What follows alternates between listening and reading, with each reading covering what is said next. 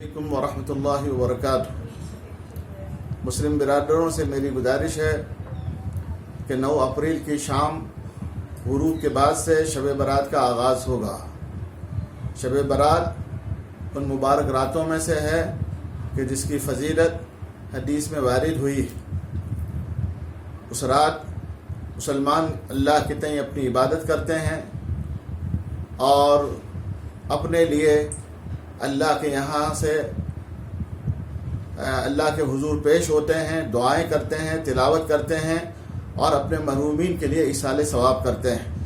اس رات میں مسلمان قبرستان بھی جاتے ہیں اپنے محرومین کے لیے ایصال ثواب کے لیے۔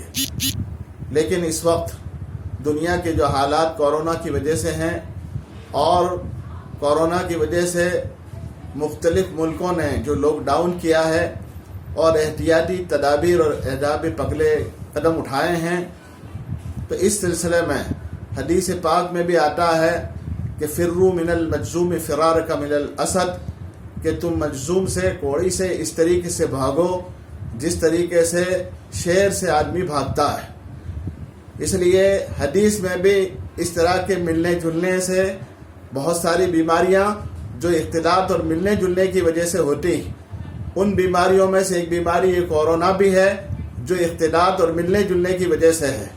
حدیث کی روشنی سے یہ بھی ثابت ہوتا ہے کہ ایسی بیماری سے ہمیں ملنے جلنے سے بچنا چاہیے اور اپنے آپ کو الگ رکھنا چاہیے۔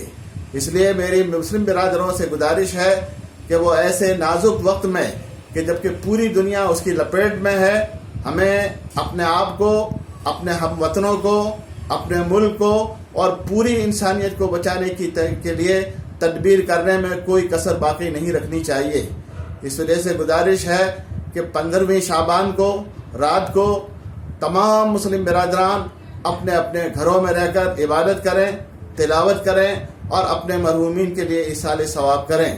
قبرستان میں جانے کی کوشش نہ کریں، انشاءاللہ اللہ تعالیٰ وہی ثواب ان کو گھر میں بیٹھے ہوئے بھی عطا فرمائے گا۔